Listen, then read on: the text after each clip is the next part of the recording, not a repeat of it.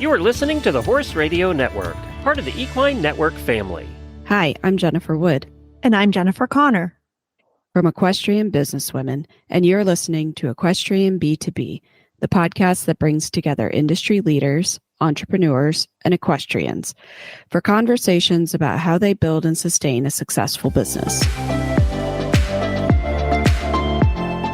On today's show, we speak with Karin Karlsson about her life with horses, including studying holistic medicine, being a racehorse groom, and making the jump to starting her own business. From the time she could walk, Karin Karlsson's life has been filled with horses. Growing up in Sweden, she learned throughout the years the many ways horses can complement or even improve our lives.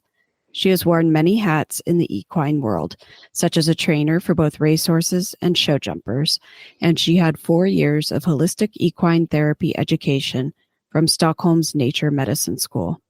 She has worked for more than 25 years as a holistic healer for horses. After a devastating injury at the age of 20, Karin was unable to walk, let alone ride. During that time, she immersed herself into books and learned as much as she could about the connection between equines and humans. She moved to the U.S. as a groom for a racing stable in 2001.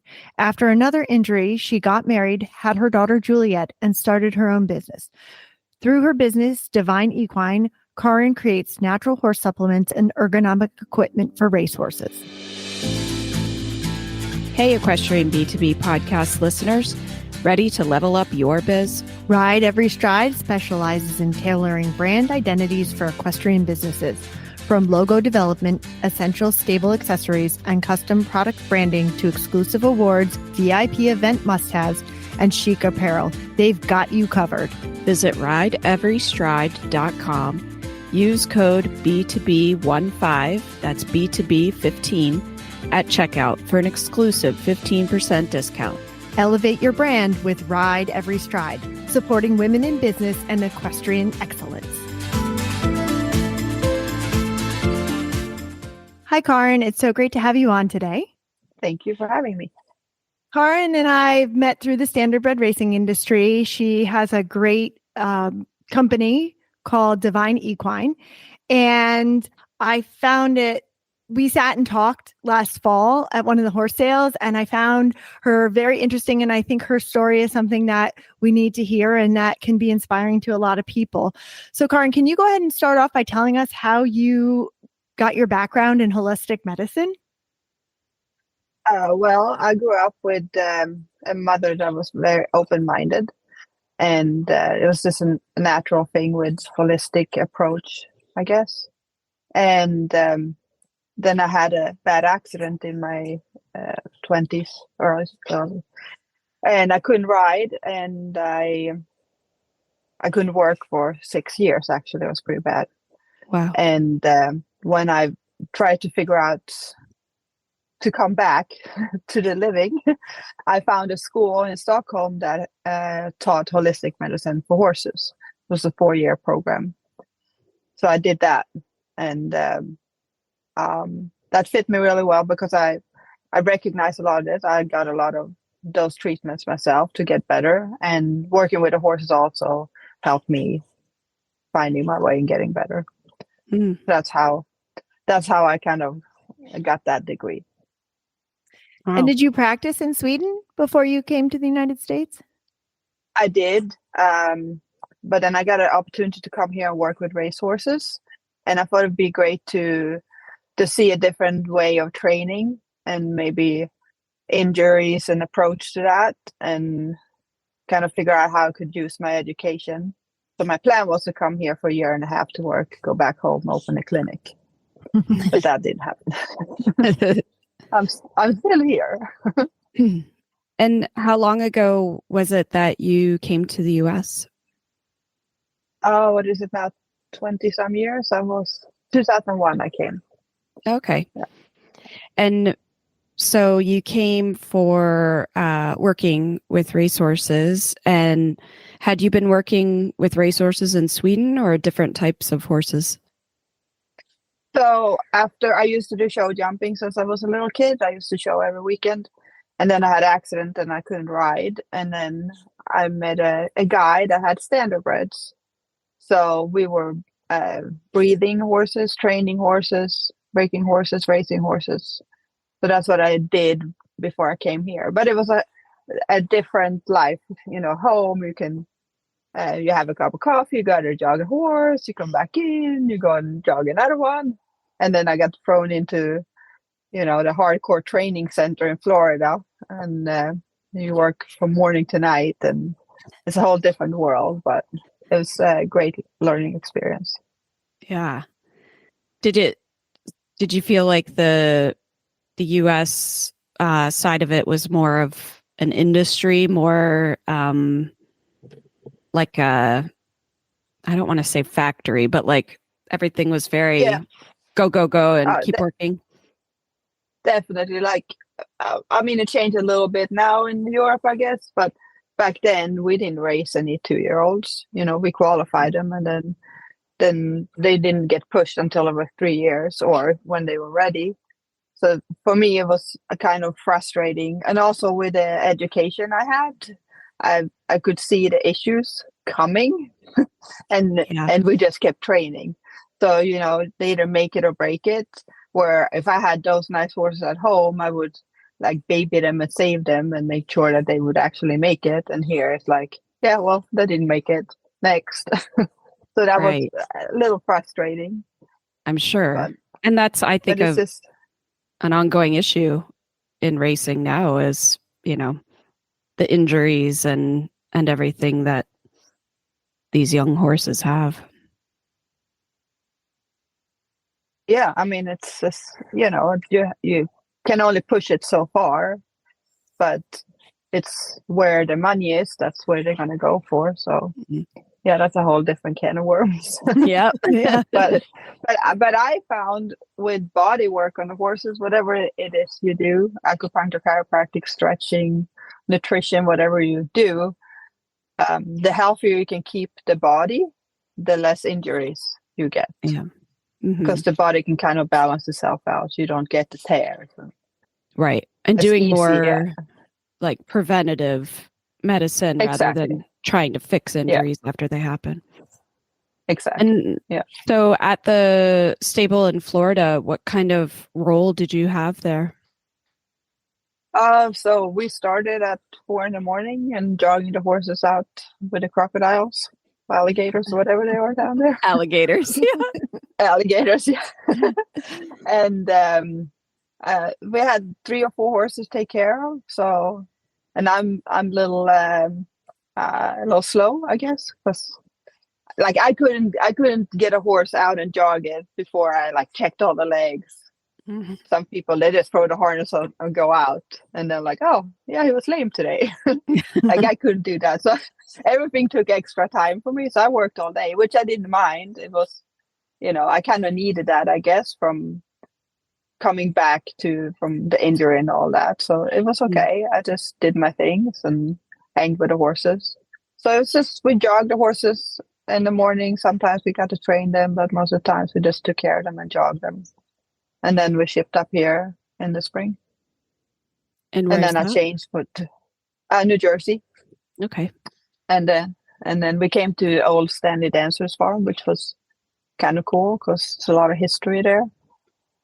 And then I switched employee, and then I got kind of stayed up here in New Jersey.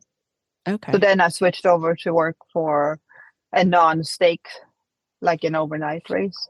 So that was a different game too, I took care of, 8 horses and go to the races every night. And that's just like a different than the stakes horses and going on the road. Right. So that was interesting. And so you were grooming and exercising and taking care of the 8 horses in the barn. And how long did you kind of stay in that situation and in that role? Well, again, my back kind of broke apart, and it's a lot of work, and I would ride them, and you work around the clock. So finally my back had enough. I went to the chiropractor and I married him, and I had Juliet, and that's why I'm still here. Oh, well, that's good. And then at what point did you go back to the horses after you had Juliet, or did you then kind of transition into the business that you're running now? Well, so the whole time where I was grooming, I also did some treatment on the side, because that's what I wanted to do. That was my education, but you can't just pop in. And I was lucky. I went to one big barn in New Jersey, and after I came back from my injury, I couldn't keep grooming horses; just too much work, right? Or too hard on your body. And I went, and I hate to go out and approach people, but I went out with a flyer. Hey, I'm Karin. I do body work. If you need help, call me. So they called me. I went there. I looked at a couple horses. One horse was so crooked. I'll never forget. She was so crooked in her pelvis, and typically it's not that easy to pop it back. It doesn't work like that. But this one did. She went out and won the next day, and that was it. Wow. So then your name was passed around everywhere. Yeah. So now all of a sudden, I have a lot of work. So I travel up and down the coast from New York to Virginia, doing horses for years. And but that's hard too, it's hard on your body. I got a horse kicked me and punctured my lung and dumb stuff like that. Wow. So well, one thing led to another. I was always into the natural supplement, and I started to make a daily supplement, similar that I had made back in Sweden. And for my customers were using it and they liked it. And then I got a phone call from Canada about a horse with bad EPM. And I had just got my trainer's license, and he asked if he could send a horse down to me. Like, this guy doesn't even know me, but he'd seen my website or something. And at that time I had a product out of California that I used, like a natural product for EPM. And the horse came down. It's actually brothers to Glide Master, so he was supposed to be a nice horse, but he never functioned. And when he came, I knew he needed something that wasn't on the market, so I had to make it for him. And that's how Glorify came about. That was my first real product. So I made it, I gave it to him. 8 months later, he was back racing. And I don't know, he made another 60,000 or something like that. So that kind of started the supplement. So now people were trying it and they liked it. And then that was the supplement I made for the immune system to help the EPM horses. So now they ask, do you have something for stomach? Do you have something for liver? Do you have something for joints? So I had to make that too. So then I had a whole line of supplements. So was that part of your schooling in Sweden? Was, the supplement part of it, or is that something that you learned somewhere else? Well, I grew up with that too, drinking a tea for something or taking some herbs for something rather than just go to the doctor. But the final work in school was actually, I made a book about natural remedies from herbs. So that was something that I really, really liked. You made a book? Are you going to publish that?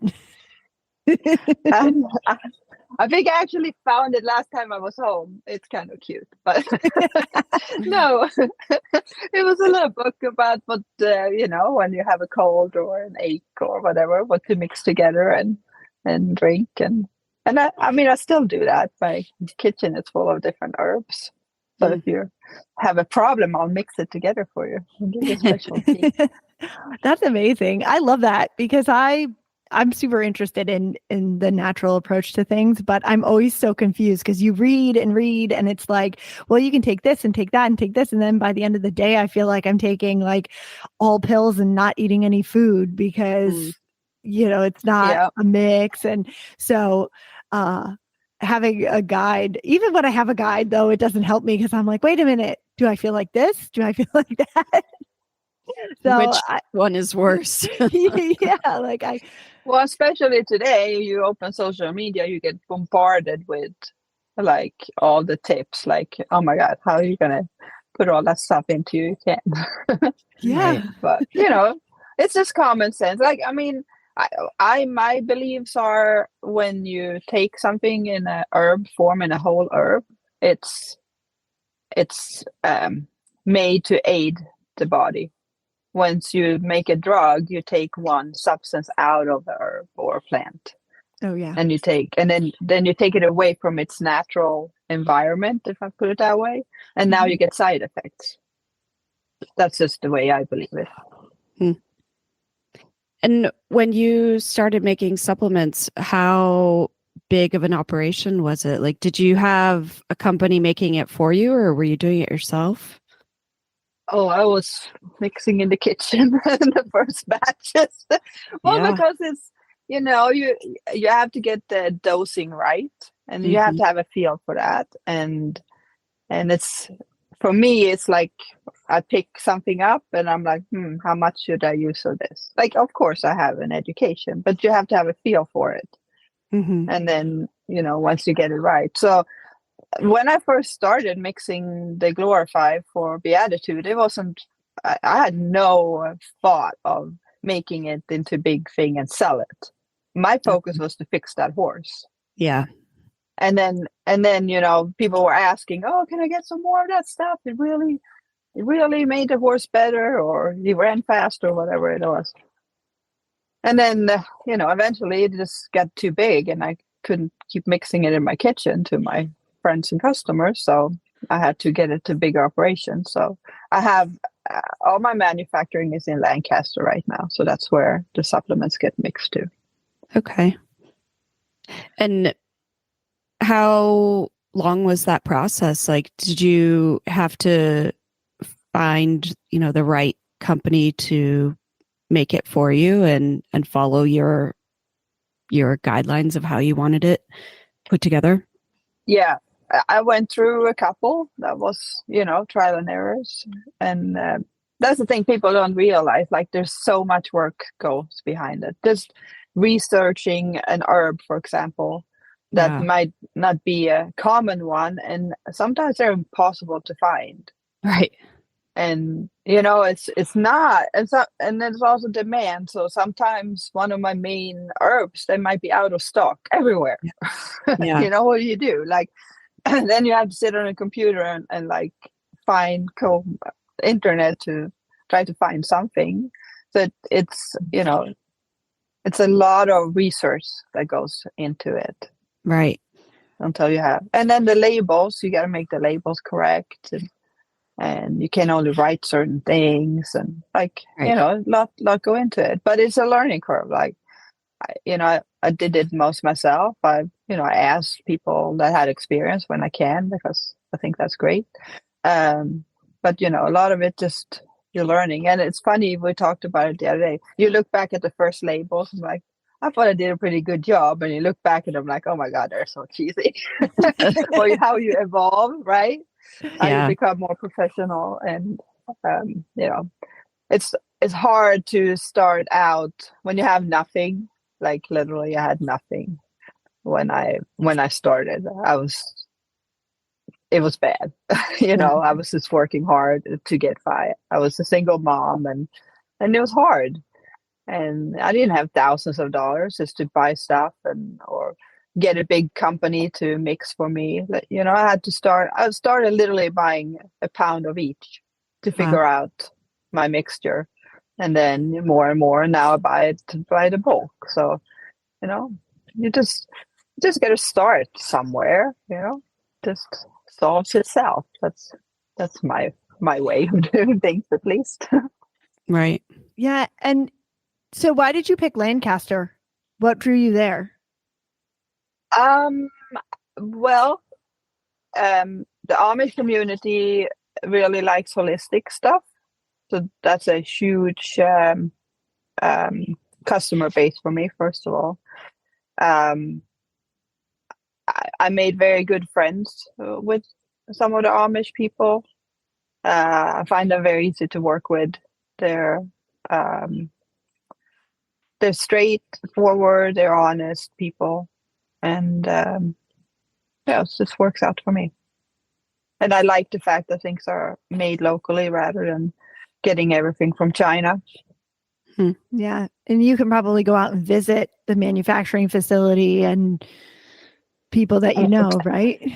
Well, that's the thing too, especially with the equipment, because I might have a design or an idea in my head, and now I don't. Well, I still have some sewing machines, but I don't have the whole setup like I'm used to at my mom's shop, where we had everything you could build or make everything.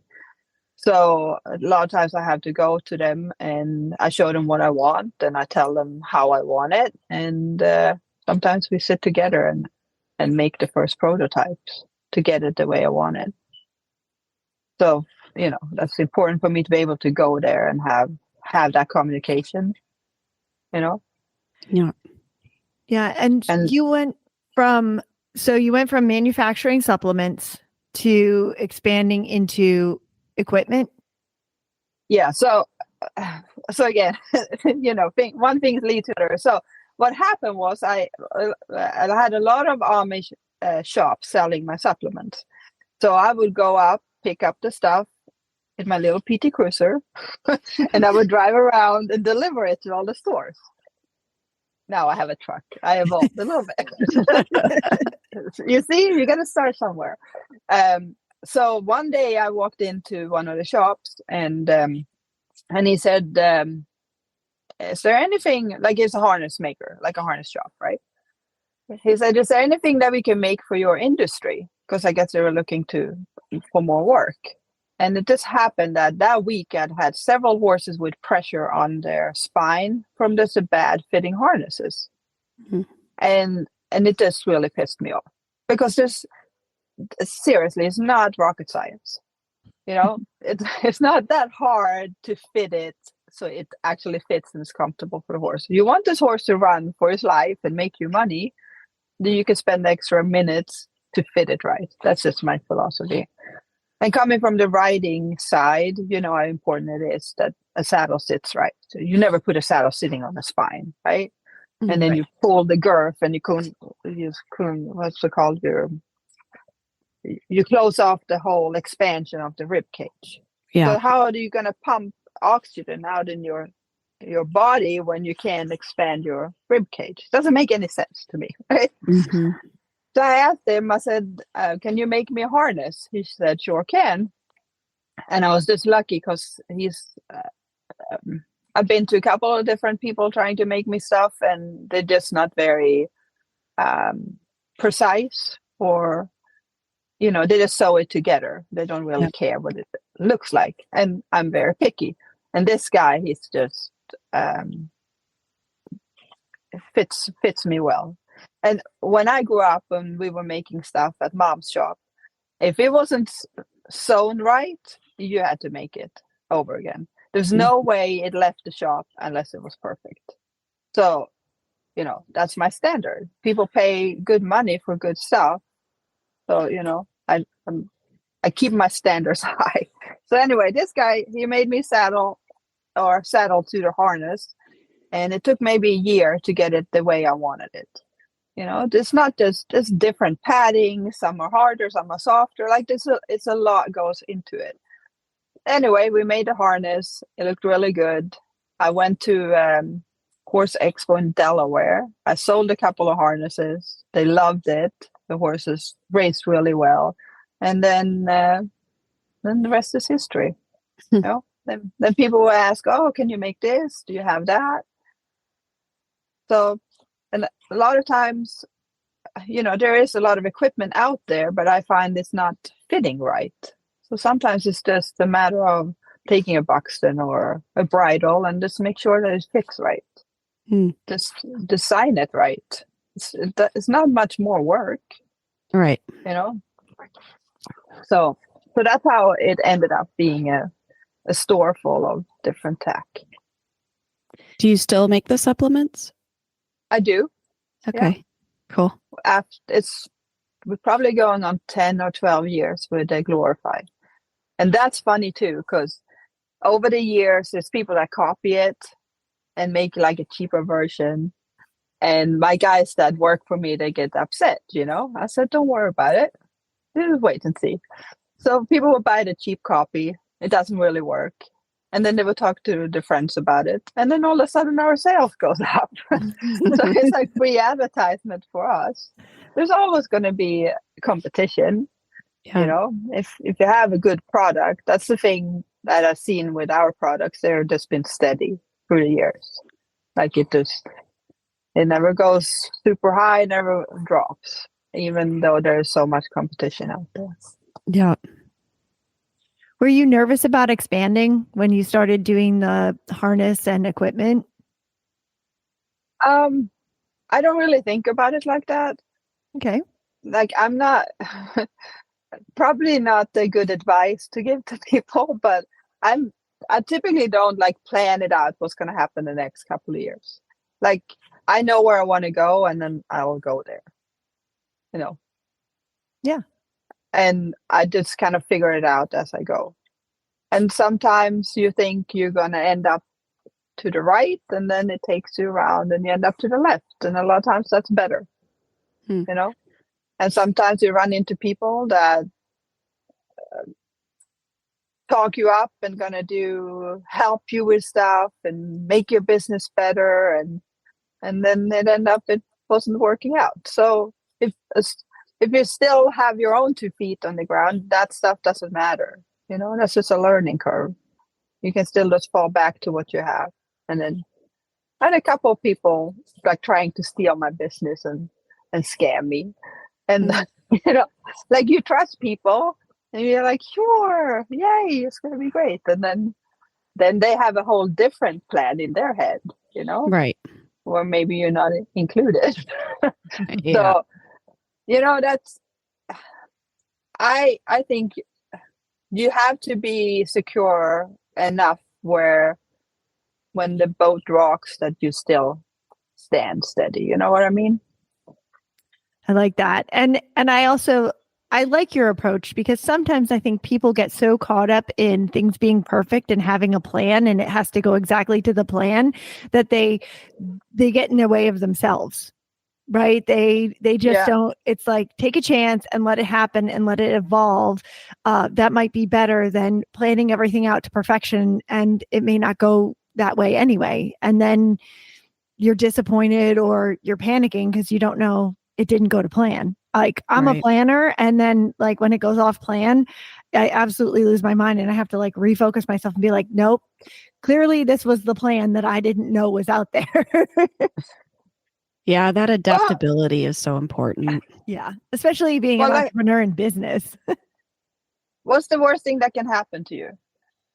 Like seriously, when I first came here, I was in no business of leaving safe Sweden to go to a foreign country and work all day long with horses.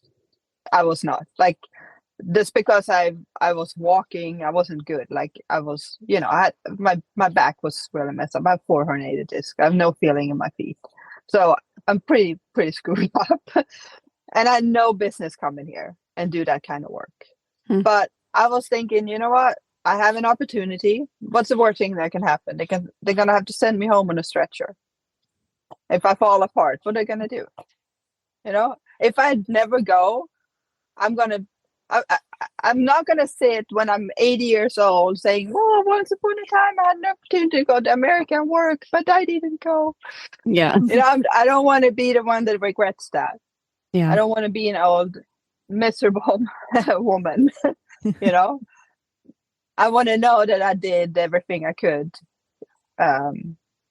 to take advantage of life, because we don't know what's on the other side, right?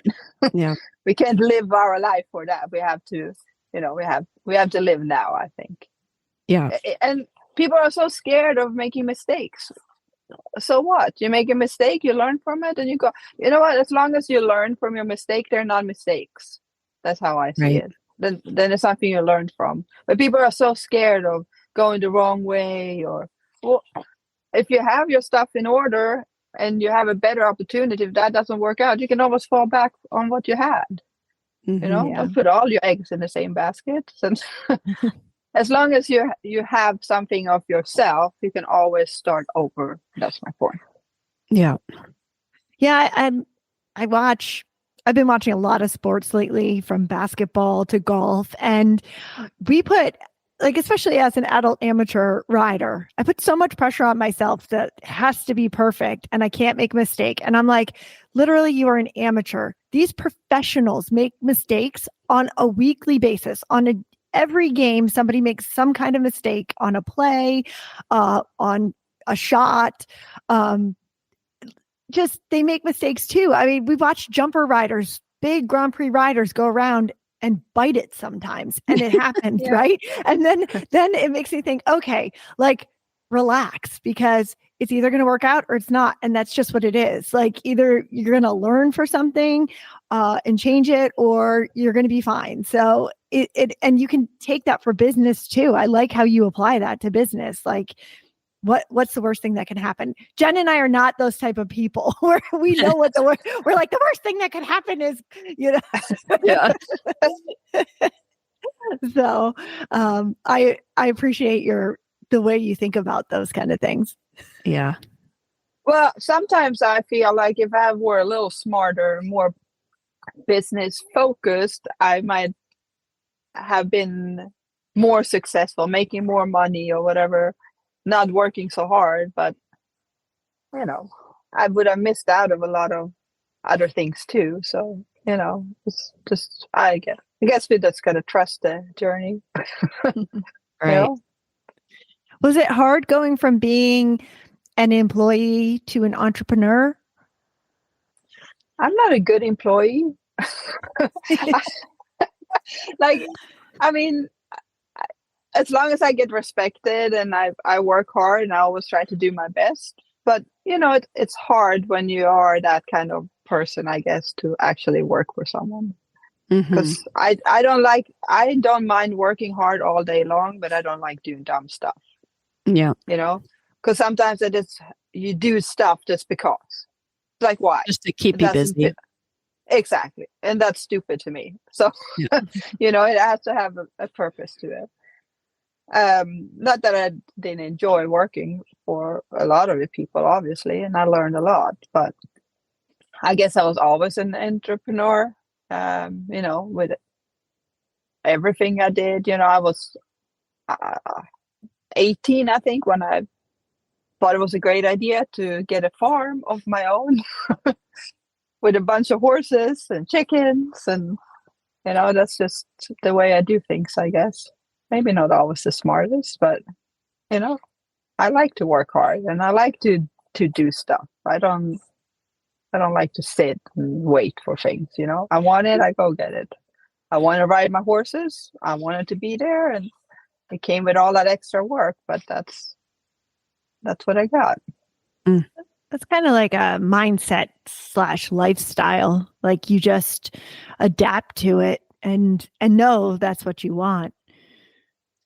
Well, but that's the thing too, and I think that's an issue today, especially, that people can adapt. Things change. It's like with COVID. Oh my gosh, people went hysterical. It's like we're all gonna end up dying. We can't support ourselves. We can't pay for stuff. Like, well, you have to readapt your approach to things then. If it doesn't work, you can't keep going in the same pattern. Now it's a whole different opportunity to do other things, then you have to try to find them. You can sit there and cry. What's that going to do you? Nothing. Yeah. Honestly, COVID was great to me in a way because the Amish people didn't really bother them. They kept going as usual. So my whole supplement business was kind of this steady Eddie. And then you didn't go anywhere, so you didn't use up any money, right? You didn't spend anything. I was just sitting home. It was great. I was sitting home with the cats and dogs and horses. And then Juliette watched on Facebook a live sale. And I said, what are you watching? Because she was walking around with a phone like this. So I'm like, what are you watching? Oh, so there's a live sale. I'm like, live sale? What is that? Oh, there's people selling tack. It's like an auction thing. I'm like, oh, could we do that? She goes, sure. Oh, great. So, at that time, everything had been shut down. Tracks were shut down, no racing. We'd sold very little stuff because, people had no money and nothing was moving. So they slowly started to open things up. So I had a lot of inventory, odds and ends and stuff like that. So we started a live sale and it went crazy. Really? And yeah, like the first week, I think we sold the first time $2,000. And people were just coming on and people were all crazy. And then and they were like so excited because I think it was just the perfect timing. People were so sick of the COVID and everything being shut down and nothing happening. And apparently they had some money to spend, I guess, from not spending anything, maybe. And the racing was starting up. So we did that every week. And every week we got more people on. And if we didn't do it, people were messaging us, are you doing a live? Where's the live? It's like they get addicted to it. And it was fun. Julia and I, we were just doing our thing, bickering and talking and kind of having fun, not being like serious really. And that really exploded my business. Because I used to go around with I have a trailer, so I used to go around to the farms and just knock on doors selling stuff. But that's not really my style. I don't like to approach people. I don't mind talking to people when they come to me, but I don't like to bother people. I'm not a vacuum salesman kind of person. So I was kind of glad I didn't have to do that. But with COVID, everything shut down anyway. And now I don't have time to go anywhere, because everything is online. Right. So that really transitioned your business from in person to online. Yeah. And that's what I'm saying. Like you have to, like COVID was terrible for a lot of people, but we just found a way where we could kind of take advantage of it and roll with it. And it worked out. And that's what I'm saying. If it doesn't work out to go to the right, then you have to go to the left. I don't know. Like you can't just get upset or get stuck. Like there's always a solution, My mom always said problems are made to be solved. And they are. Otherwise, you just gotta figure it out. Sometimes it's easy and sometimes it's not. And sometimes it doesn't work out. Then you have to take another approach. But you just gotta try, I guess. Yeah, we've had a few people on before where we've talked about, in business, it's usually not luck, it's recognizing opportunity. And I feel like that's what you've done as well. Like you said, coming to the US was an opportunity, or somebody wants to have you make a supplement and you said, yeah, why not? That always kind of saying yes to things leads to more and more. And it's fun to see people have that trajectory in their lives. Well, also, I recognize now after all these years, my biggest assets is also my biggest downfall. Because I say yes to everything and I find an opportunity in everything. And I could probably start any sort of business. Anything. Like if I get an idea, I could probably start it. Like I'm not limited to, I can't do that or I can only do this. Which is an issue too, because then and I learned that as I get older to focus a little bit better. Yeah. And not putting so much energy into all those other small projects, because I literally would have 20 projects going at once. And you can't be best at everything. It's impossible. Right. You can be good, but you can't be best at everything. So you have to, as you grow, I guess, just figure out where is your passion at, where is the best opportunity for you. And I'm still take chances, but not as crazy as I used to, Yeah. You grow up a little bit, you mature, I guess. Exactly. And that's the thing too, when you do it all on yourself, you have to figure it out. Not that I didn't have a lot of mentors, but nobody was holding my hand from A to B. A lot of things I had to just kind of figure out. what doesn't kill you make you stronger, right? And I think it's great to see somebody like you that didn't have financial backing going into all of this, or somebody bankrolling you. You really had to come up with it yourself, and obviously you have an incredible work ethic to be able to put your time and your effort into something that you believe in. A lot of times that's what it takes, right? Is that mindset to say, yeah, I'm going to do this and follow through. Well, I find people have so many excuses for what they can and cannot do. It's easy to give yourself excuses. Oh no, I can't do that, or that's too hard. My mom would say, see, I have my mom again. She would say, don't say you can't do it. Say you don't want to do it. And that's a big difference. Unless you tried, you can try and fail. And that's what I said to Juliet too. Just try it. If it doesn't work out, just go back to square one again. What's the worst thing that can happen? Like, if you never tried it, you're going to regret it. Sometimes. No, but life is too short. You got to try it. Buy the pony, drink the wine. I don't know. Eat the chocolate. Right? Yeah. That's why I have too many ponies. Yeah. I have too many ponies too. They all fill a purpose. Yeah. True. Sort of. Yeah. Maybe their purpose is with someone else. Yeah. Right.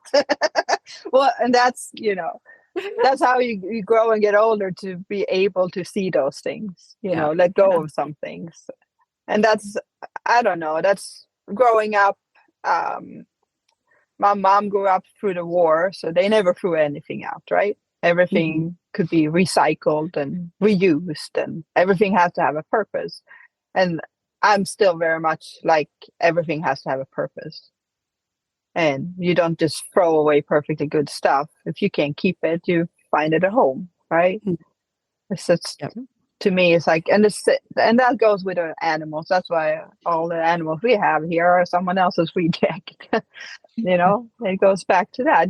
And that's with the racehorses too. You race them, you use them, they make you money, and then you're done, you throw them away. Yeah. And that's a little bit American lifestyle though. Like, everything is buy cheap and throw away kind of. Versus in Europe, it's a little different, where people live in smaller houses, have maybe less stuff, but they go on 5 or 4 weeks vacation every year. Right. And eat good and enjoy life a different way. So, I'm not saying America is bad. It's just a different way of living. It's, and I don't know, I can see in some ways that people get more like that. And, here too, like, you get so busy and you work so hard, you get so busy, you forget to live a little bit. Right. And I think you have to keep living. That's what I say. That's why I have the horses. You got to enjoy yourself a little bit. Yeah. That's why I keep them around. Sometimes I'm like, oh, I should just get rid of everything. And then I'm like, but I like them. Yeah. And they keep me doing things. They keep my brain going. So, but I have more money without them. Yeah. But what I'd probably find for sure someplace else to spend it on, something silly. Well, but that's my meditation, to go out and do the horses, do the stalls, set up the feed, make sure everybody's okay. And most of the times I don't even have time to ride, because by the time I do all the work and then the regular work, it's not more energy, but it is what it is. And so, looking at your business now and the different parts of it, can you tell us, where things stand now, and, any plans for expansion or new ideas, or is there just an opportunity that's waiting? Well, I always have new ideas. Sometimes I wake up in the morning, I'm like, "Ooh, I gotta make that." And that's, you know. Now we do, I would say, 90% standardbred business. Mm. I do a little bit for the thoroughbreds. I would like to open that up a little bit because I have some good products that would fit them. I have help in the office, but you know, to do messages and invoicing and packing and stuff like that. But it's still, I do all the customizations myself. I do all the designs and the layouts and everything. So I guess at this point, to be able to expand, I need maybe some more hands-on, because when you come up with a new product or a new line, it's a lot of research going into it. You know, you have to find the right supplies, you have to find the right guy to make it, and then you have to get it out there. So, you know, it's hard to do that when you're on your own. I'm hoping Juliet, she's going to college for business, and, you know, she helps me with some of the social media, or she do all that for me, but I'm hoping that maybe she will help me a little bit. And it's nice. It's really cool because she could call me or text me, like, or she learned something in school, and she approached it to the business. So I see that that's a great opportunity for her too, because not all kids would have actually a business that they can apply those ideas to and see how they work in real life. Yeah. So whatever she wants to do, it's like, sure, we'll do that, you know, because most of the time it helps us and it gives her an idea. So if she wants to work with me in the future, that'd be awesome. If she don't, then she'll find her own way. That's so interesting that you said that, because I've often thought that, like, when I was going through school and the marketing and management, I mean, one time I sat through a class and I was like, what are they even talking about? I had no idea because I had no concept and no context to go off of. And then when I got out of school, I went and worked for a company that I literally was doing what that class was talking about. And it was like awards programs for large corporations where if you're there, like service awards, 5 years, 10 years, 25 years. I had zero experience with that. So I had no context to go off of in school. And I was like sitting there completely lost through this entire class. And then I like went out and I was like, oh, this is literally what they were talking about. This was not nearly as hard as I thought it was. You know, so that's so cool that she has that opportunity to like use that brain and say, oh, in this business that my mom's doing, this is, you know, how it applies. So I think that's so cool that she's able to do that. Well, you know, since she was little, obviously, she was with me everywhere. I was out doing acupuncture, I think, on a horse when I was almost ready to give birth. They were preparing a stall for me just in case. Fresh straw.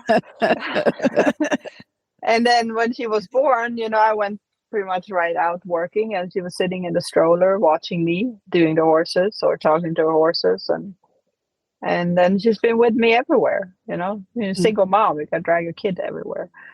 So she always, when I went out selling stuff, she would make something and sell it. She's like, Mom, can I make goo and sell it? Sure. So, you know, and then with the business, she always helped out, and she likes it. When we go to Harrisburg, she always comes. So she's my best salesperson. You know, she's approachable. She's nice. Doesn't have the Swedish attitude like I do. You know, it's just people think I'm angry or whatever. I'm not. It's just I'm a little direct. We don't sugarcoat things where I come from. That's something I have to learn to work on too, you know, when you're in business. Maybe it's not always good to be who you are. You know, you gotta adapt, you know, to fit in. Yeah. But for Juliet, this comes very easy, you know, and people will come up to tell me, oh, your daughter, she's doing a really good job, or she's really good at selling, or, you know, people like her. So I'm just happy to have her. That's great. And when you look at kind of day-to-day workflow, you said you have some people kind of helping you with office things, and if you wanted to expand, how, this is a question I ask all the time because it's always in my mind too, is what's the point where you decide I'm going to spend the money to have somebody help me, and because I see that my business could grow this much and be able to afford it, basically. I don't know, that point where you say, okay, I've reached the point where I can't do it all by myself and I need help. Well, and that's super hard when you're a small business because you feel like you never have the money to actually pay someone to come and help you out. Yep. But in reality, you can't afford not paying someone. Yeah. Because you can only do so much yourself. So, I have people come and help me with the horses a couple of days a week because anybody can do that work, but not anybody can sit and do the designs or whatever. So you have to kind of find the things that I have to do, that I have to oversee, and then find help for the other stuff to get that. So, the Kim that works with me now, it works really well because she do all messaging and stuff and invoicing. So I know she does that. So I don't even look at it. I said sometimes she asks me questions. I said, don't even ask me. I'm not even opening my mind to that. Because if I my brain has to, right? So if I read a message and then she takes it over, then a week later I would say, what happened with that one? Because it doesn't close in my brain until I close it. Yeah. So I either don't even touch it or I get fully invested in it, if that makes sense. So you have to have a lot of trust in who you're working with, so that if you're not looking at it and you're leaving it to them, like, you have to trust that they're doing a good job at it. Yeah. So you have to find your spots, and that's also too, then I don't micromanage it, like she knows what she's doing and I know what she's doing. So I can let go of that. And that frees up time in my brain because I typically have 10 tasks open at once. That's just how I work. The more pressure, the better I work. And that's just the way it is. So, but then you have to pick and choose, like I said, what you have open in your brain, Yeah. And then because I am a perfectionist, like I said, I can't let stuff go until I know they're done or finished already. Yep. So you still do oversee the majority of your business yourself. Yeah. I would like to get someone that could do the designs and the layouts and stuff like that, but it's hard too because it's not easy, and I don't know. That's just me. Like, I see everything. If it's a little bit off, a lot of times I would show the girls. I'm like, does this look good? Because it looks like it's a little off to me. It looks good. Nobody can see it's off. I'm like, but this is 1/3 of a millimeter off in one corner. And then I don't like it because it's like, I look at it and it's like, it just looks really weird. In reality, nobody probably would see it, but that's just how my brain works. Yeah. So it's really hard to get someone to do that job. Yes. Because and care as much as you do. Well, but nobody's going to care as much as you in your business. Right. It doesn't matter how you twist and turn, and nobody. It's just the way it is. Yep. People do a good job, but you're going to care the most for your business. That's just the way it is. So, eventually I'll get there when I find the right person. Yeah. But you just got to figure it out. So I guess I'm hiring. Worked out. For any of you designers out there that are perfectionists, right? Yeah. Well, it's been a pleasure speaking with you, Karin. And at the end of each episode, we ask the same 4 questions to each guest, and Connor starts with the first. What is one action that women can take to make a big difference in their lives? well, I struggle with that one a little bit, but I think the more independent you can be, when things goes wrong, you can always fall back on that. Mm. When you're leaning on someone else all the time, you're more vulnerable, I think. Yeah. And what's the best habit that keeps you motivated personally? Hanging with my horses, I guess. Having the horses close also opens opportunities for products, Right. because I can see what they need, or yeah, like that. And for me to be motivated, I need to come up with new stuff. I'm Right. a little bit like a druggie. I need my fix. You know, I need to come up. I get an idea. I need to make it. And when that idea is finished, it loses interest really. Mm. Then I have a new idea. Yep. On to the next. Yeah. What's your favorite horse movie? Spirit. Aw. I was good one. crying. Well, I was thinking about that too. There's so many nice and good movies, but let's just like, you know, I probably cry at all of them, and that was a cute movie. Yeah. Yeah. Juliet and I would watch it all the time when she was little. Yeah. And who would you recommend to be a future guest on this podcast? So I put some thought in that too, and I think you should have Juliet back in a couple of years. Ah, Okay. Yeah. Yeah. Wherever that'd be she's awesome. at in life then, but I think she'll have an interesting story. I love that. Yeah, that's awesome. Yeah. Thank you so much. It was really great talking to you. I think that Oh, our thank you. listeners will appreciate your story and all the great tips that you gave and advice from your mom too. Mhm. Yeah, it was very nice. You don't think about stuff when you just sit by yourself, but Yeah. and I always like listening to other people's stories, because when people overcome something, you can always learn something from that. So it's inspiring. So Yeah. I'm grateful to be able to share my story. Yes. Thank you so much. Thanks. Tired of searching multiple websites for equestrian products and services? Wish you could browse horses for sale and order supplements in one convenient place? Equivant was created by horse girls who are dedicated to making it easy for fellow equestrians to find what they need for them and their horses. Equivant partners with small equestrian businesses to advertise products, services, and horses for sale on one convenient marketplace. Shop on equivant.com to find horses for sale, grooming products, supplements, riding apparel, trainers and vets in your area, and much more. They really do have everything you need for you and your horse.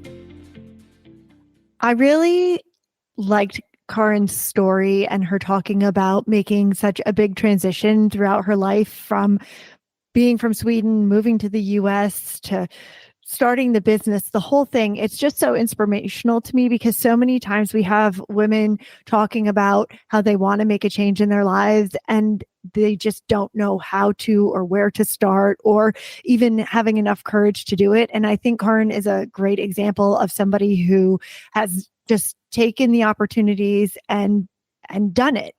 Mm-hmm. Yeah. And I think the more you hear about that and the more you see people, leaving their job or changing what they do. I mean, she stayed in the industry, but she's had vastly different jobs. And even more importantly, I think, is to see somebody go from being a groom, and she said herself, like, she didn't have a lot of money. She just started with one thing, and that's all it took. It was one supplement that one horse needed. Yeah. And she mixed it herself. And she mixed it herself. She made it, and the horse did really well on it. And it just grew from there. And I think, it's great to see somebody, not have financial support or not have investors, or she really did it herself, like on a shoestring, I'm sure, putting in all the time and effort as she's a single mother. And like you said, it's really inspiring. And it's cool to see people achieve things like that in the business when, they had a lot of odds stacked against them. Yeah. I mean, I always go back to thinking about Carrie at Snacks with her doing her cookies in her kitchen, right? In her apartment. And same thing here. Like Karin was saying how she mixed it herself for a long time in her kitchen. Her kitchen to just do it. And it's grown into this business that supported her and her daughter going to college. And it just really, to me, it's so inspiring because so many times we hear that story, like, oh, I'm looking to do something, especially grooms, because a lot of people don't have any kind of education behind them, schooling when they've gone to be grooms. Or if they have, then, and they're still in the grooming position and they're like, oh, I'm not sure this wasn't what I exactly wanted to do. There are options out there. Sometimes it's just a matter of rolling up your sleeves and making it happen. And also, I always think of this line that perfect is the enemy of the good. And that's really like with Karin talking about how she doesn't have any big business plan. She just sees where she wants to go and she goes and does it. It reminds me of Maria a lot because she's the same way. Like they see this destination. They don't have a plan on how they're going to get there. They just see themselves at the end point. And I think about that a lot because I'm trying to be more like that because I am such a planner. Because to me, if you plan, then you alleviate the possibility of pain. And that's not necessarily true. Well, and it's not necessarily good to take away all the pain out of a journey like that, right? Right. I mean, sometimes you have to experience pain in order to have a realization or to, once you're on the other side, to recognize, how important it was that you got there. Yeah. And to appreciate it. So and things can't be always a smooth line from A to B. Yeah. And they rarely are, I think. Exactly. Even in my own life, as much planning as I've done, like when I transitioned from Blue Chip to another farm before I started this job, it was a hard job for me. And if I hadn't had that struggle and learned as much as I did through that, I probably wouldn't have these other things that I'm doing, other risks that I've taken. It's made me who I am, and it's made me good at my job, quite frankly. Yeah. So I also felt it when she was talking about saying yes a lot. And I'm going to tell you another funny story that happened related to my nephew recently. I sent them 4-leaf clovers in the mail because if you follow me on Instagram, you will see I am the master of finding 4-leaf clovers. And I might die walking the rail trail with my dog because I'm looking down at the ground and somebody's going to come up and get me. But I can find a 4-leaf clover. So anyway, I sent him a 4-leaf clover and he opened it up and he was talking to my brother and he's like, you know what I like about Aunt Jen? She's full of yeses. Mm-hmm. That's what my kids like about their Aunt Lisa because she never says no to them. He's like, Aunt Jen is full of yeses, and I really like that about her. I bet. My brother called me to tell me that, and I was laughing because I was like, yeah, I'm full of yeses to a lot of people, and it can be a problem. Right. And we've said that before, right? With people that, have learned how to say no, or that's their advice is you need to learn how to say no. Correct. To things. And, Karin herself was like, I say yes. And I think, it's a balance. I mean, but I think there's a difference at saying yes when you see opportunities or it's something that you want to try or something you want to get into versus saying yes to other people asking you to do things all the time. Correct. And that's huge difference. And that is something that I've learned over the past couple of years, is that I need to say yes to the things that are important to me and say no to things that other people are asking me to do, that I'm just trying to be a nice person because I want people to think I'm a good person. And I'm like realizing that I'm a good person, even if I say no no matter to what. certain things. Yeah, Exactly. Yeah. So that's really, it's taken me a long time to learn that, though. I know. And yeah, I really loved her story. She's been through a lot. She went through a really, really devastating back injury that could have taken her away from horses for the rest of her life. And she said, nope, I'm going to, she was riding and showing and grooming in Sweden. And then, she learned the holistic medicine that had kind of always been a part of her life because of her mom. And that was a pivot. And then, saying, oh, well, I'm going to go to the US and work. And that was a huge change. I think there was one part that she may have left out that you might get from her conversation, but her mom was like a seamstress in Sweden. So that's where her background in like sewing things came from. And that's why she was able to do some of this equipment that, she's super picky and precise, which also made me think back to our last episode with Margot and Meredith.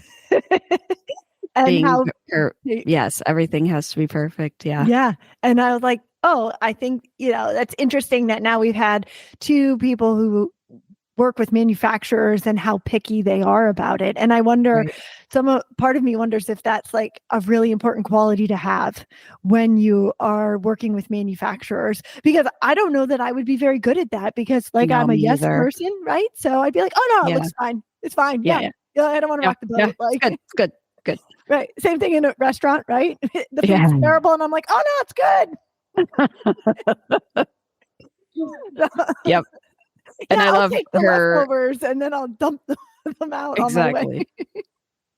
But she said, sometimes she's too straightforward, and that's her kind of Swedish upbringing. Right. But you probably have to have that when you're dealing with manufacturing and trying to get your vision to be as close to what you see in your head as what you're holding in your hand. Yeah. Interesting that that she works with Amish to do her manufacturing and stuff. I think that's very interesting that they are really into the holistic. I didn't realize that they were so into the holistic. Also makes me. I liked her candor and talking, about in her business, how it grew and how she still does sounds like most everything herself, really. Yeah. And like I said, I always find it fascinating to talk to people and figure out when did you know, or how do you think you'll know when you have to expand, or you have to bring on more people, or you have to kind of let the death grip go on your business and trust other people to do it. And that's really hard to do. And I like hearing, other people's thoughts on that. Yeah. And sometimes I think sometimes people are okay with where they're at, right? And that they're not going to expand. Like they're okay being not going any bigger. And I look at a lot of times, in terms of like riding stables, right? Is it always better to expand when you have a stable? Because it's more work, it's more employees, it's more equipment that you need. So sometimes staying where you're at and making the money that you have, the grass isn't always greener, I feel like. Yeah, for sure. And that's how I think that's what Karin was trying to say, is I'm good, I'm good where I am. And that's great too. Like you said, not everybody has to expand. And if it's working and she's happy, that's great to hear. Yeah. Yep. Very cool. Yeah. Pretty amazing. This is a great episode. But you can find the links to today's guests and the show notes at www.eqbusinesswomen.com. Equestrian B2B is out twice a month on the 1st and the 15th. You can find out more at eqbusinesswomen.com and follow us on Facebook and Instagram. Find Equestrian B2B wherever you get your podcasts, and be sure to follow, subscribe, and leave a review. You can have all 20 plus shows of the Horse Radio Network with you wherever you go with their free app for iPhone and Android. Go to your app store and search Horse Radio Network. Now go seize opportunity.